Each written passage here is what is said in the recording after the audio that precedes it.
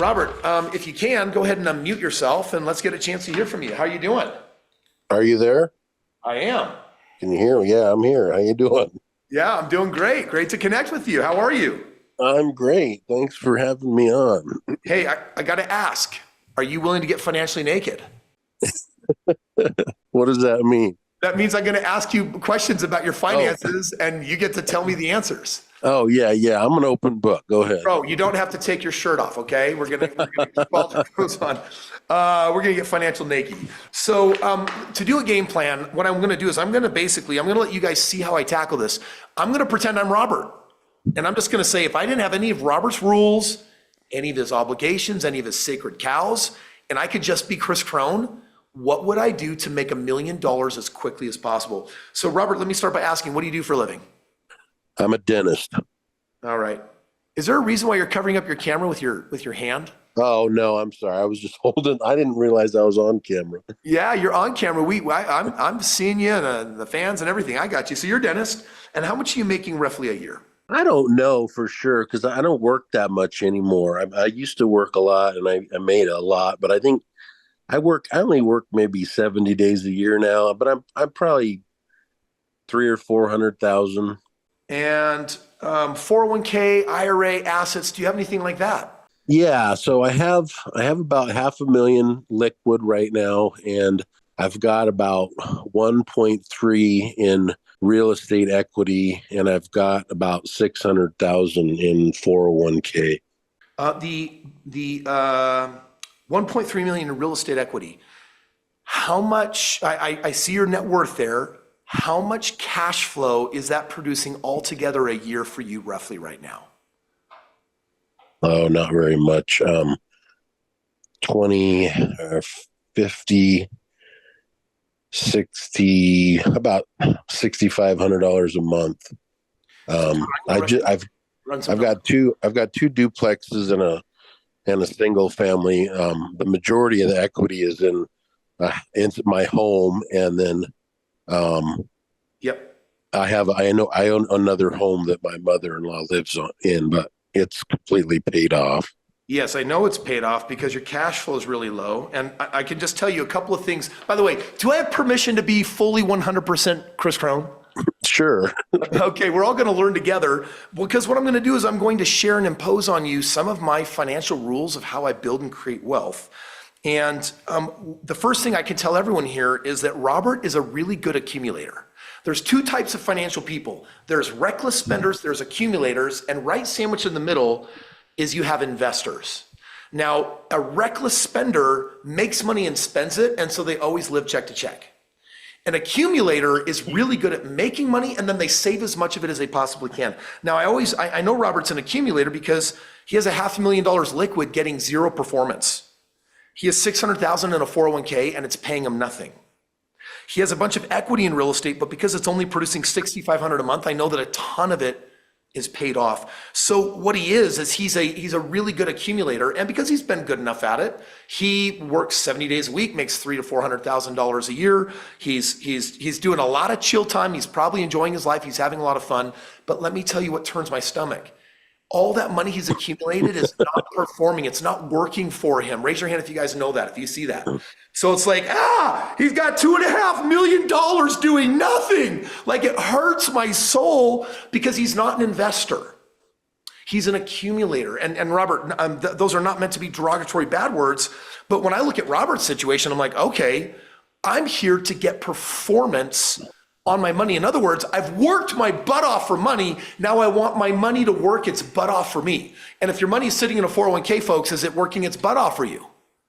No, it's producing you a safe ROI. By the way, the average 401k, write this down. They did a 20-year study. The average 401k is producing 4.2%. Tyler Bennett, currently inflation is sitting at what? Just about that, barely under. So right now, your 401k is not working. It's breaking even. And so it's not even working. And so it's like, okay, I got to get this money to perform. Robert, I'm kind of curious. You know, you've got your work whittled down, so you've gotten a lot of your time back, which, by the way, is super cool. And it is cool that you've been an accumulator because it gives you investment options. My question for you is, what is your financial goal? Like, what is it that you want to produce? Yeah, okay. So, I was kind of, I've been following you for a while and listening to a lot, and I was doing what you said. I was hoarding cash and just sitting on it because I'm really uneasy about the state of our country and all of that. But then I have 5 children, and I spend a lot of time traveling with my kids, and I just decided that I need to put that money to work, and because I don't want my kids to do a 9 to 5. I want to teach them how to build a real estate empire, and be able to support themselves in real estate. And that's why I moved to you. And I was leaning towards doing the whole Section 8 thing. And I signed up for your wholesaling class a week or 2 ago, and I've been listening to that. And then I got in here by accident. I didn't even realize what this was. And I heard it, and I thought, okay, that's what I want my children to understand is building generational wealth, and in not having to be dependent on a boss and punching a clock. Yeah, I hear you. No, and I appreciate that. And that's actually beautiful because you're leaning into that phase of life. I got 4 kids myself. Like, it's Tuesday, and every Tuesday morning, my kids are all privately schooled. And my wife and I had this dream when we first got married that we didn't want our kids to be educated in the public system.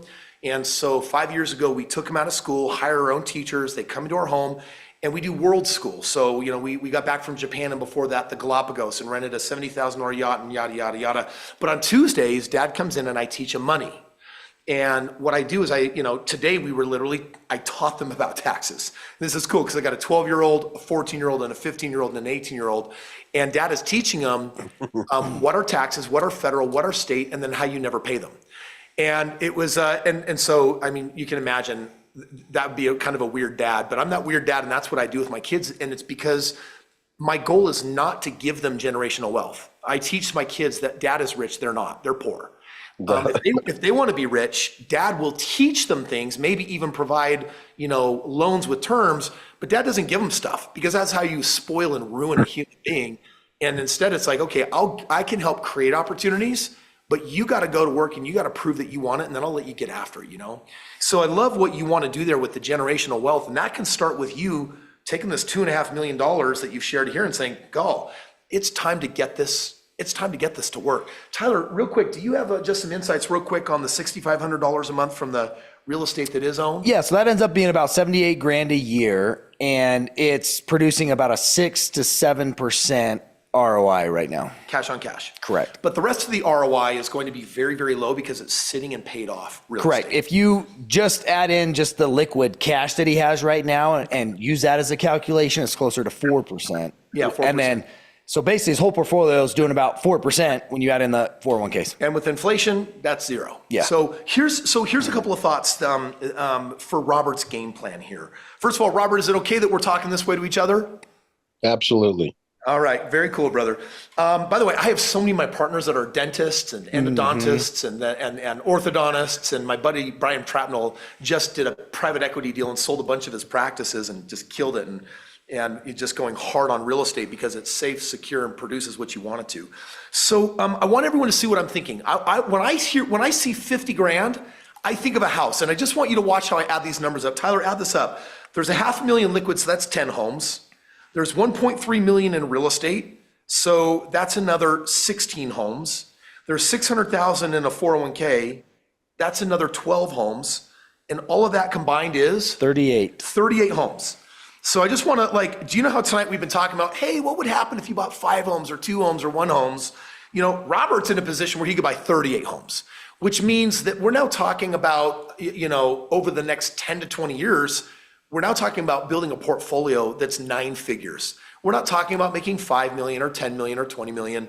Over the next 20 years, Robert could say, like generationally, I want to build a $500 million portfolio, and I want to set up a foundation, and then I want to give money, and I want to do all these cool things. And when I'm ready to rip off my mortal coil, here's the way that I want it to responsibly pass forward. And then just lovingly between me and Robert, don't give your children a ton of the money, make them work for it, make them qualify for it, make them do something for it.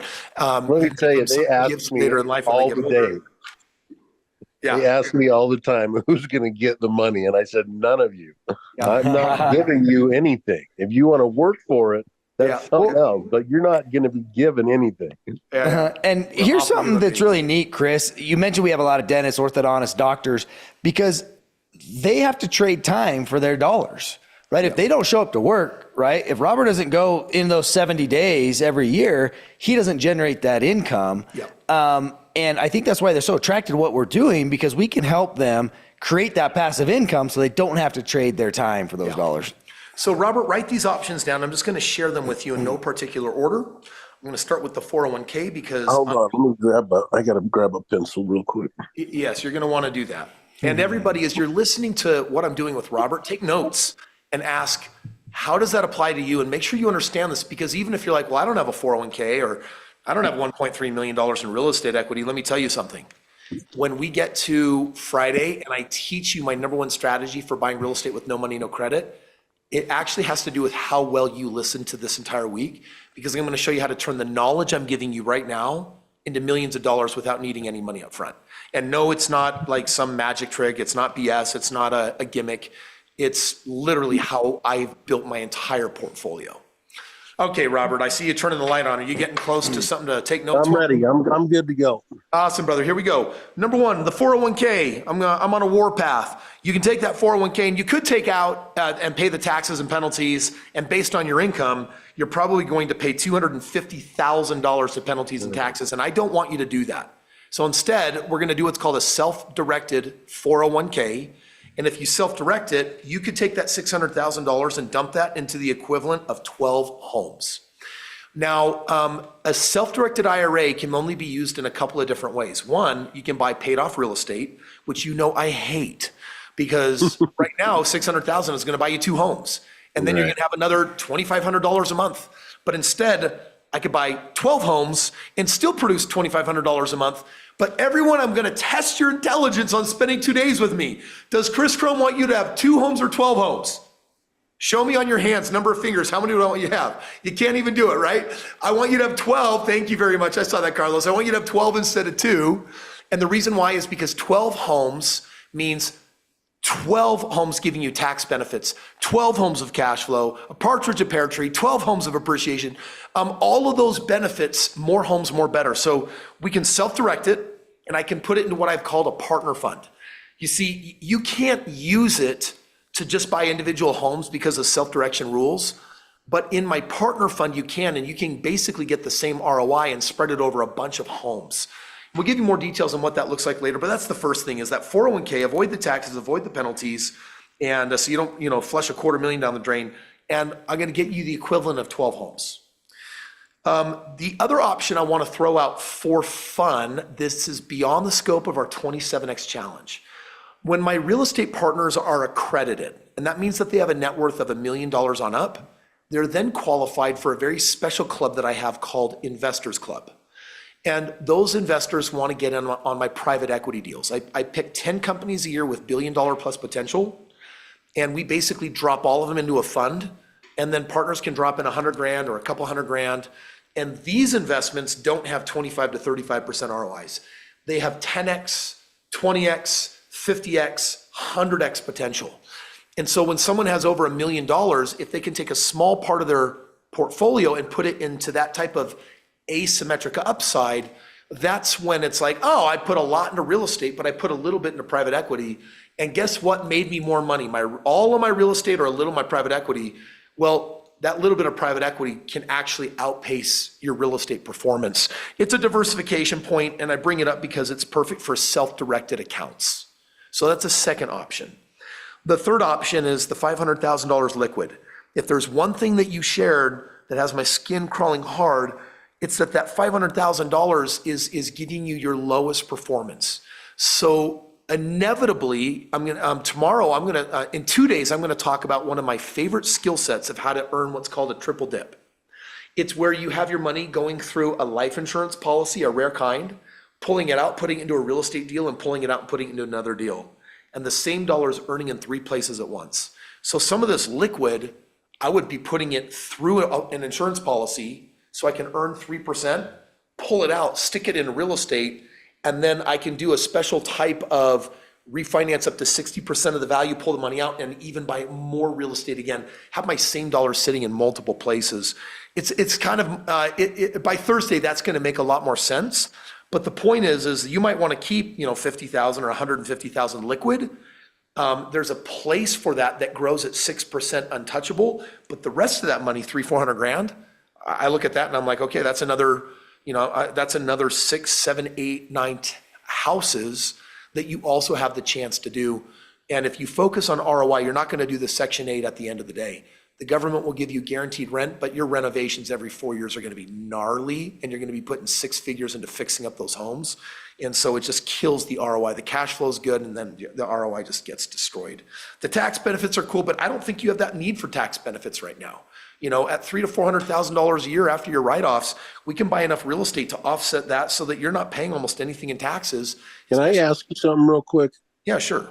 I was just discussing this with my accountant, and he was telling me that I'm facing a pretty sizable tax bill this year. And he said that there's no way for him to offset my active income with my passive income, my passive write-offs and depreciation. Is that true? So it depends. So the first thing I would share is that a CPA is really good for the basics of tax benefits, but once you're paying more than 50 or 100,000 in taxes, I hate to say it, but they are an awful source of advice. So in your situation, there are several workarounds. First of all, with as much real estate as you could be buying with me, you could actually, especially with the time that you're not working, you could technically qualify potentially as a real estate professional. It's 600 hours a year, but frankly, when people see you own enough real estate, they just kind of roll with it. And that would actually allow all of your passive to be written off against your active, just like me. Number two, you need to get a little bit more into fractional family office that starts revealing some of the other tax plays where you can produce active investments that don't take time, that actually can go against your active income as well. So, when he says, well, your tax bill is going to be sizable this year, it's going to be 100,000 plus or whatever.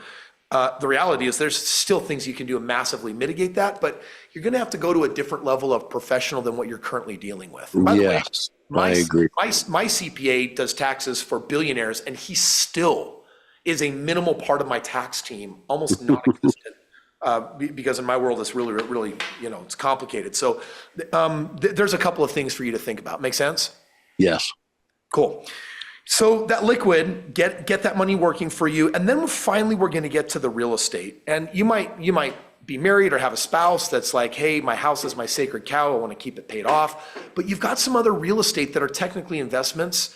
And right now, paying off real estate, I want everyone to write this down.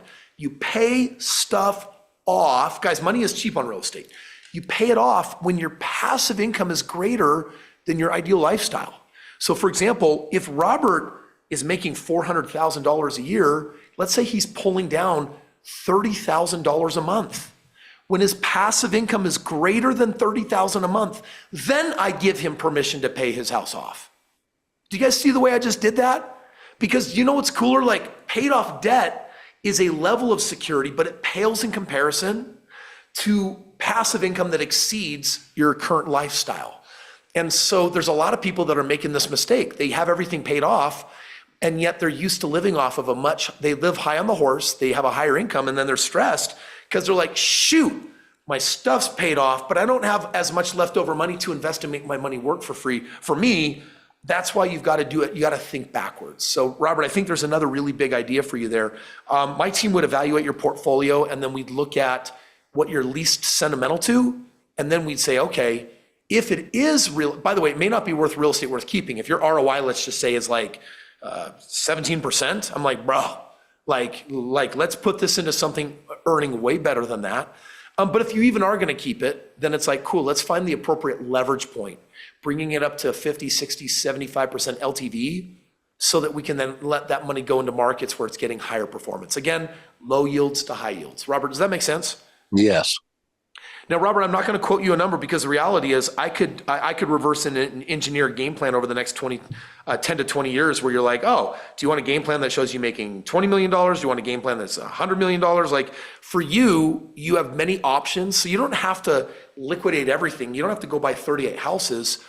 But this next year, especially with the tax bill, you want to get yourself into 10 houses as quickly as possible, just because you have money that is not performing that you certainly could have performing. Does that make sense? Yes. Awesome. So I would like to move forward aggressively.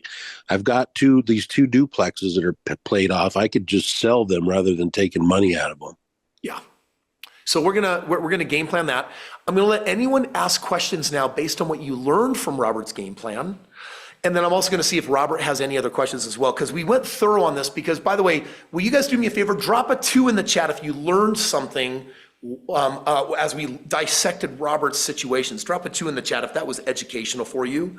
And we got a ton of 2s coming through right now, which is a beautiful thing to see because we're all here to learn from each other. And Robert, I just want to express some gratitude because you got financially naked. You gave a lot of people here an opportunity to ask, okay, so what can I learn about what I maybe should be doing in my life?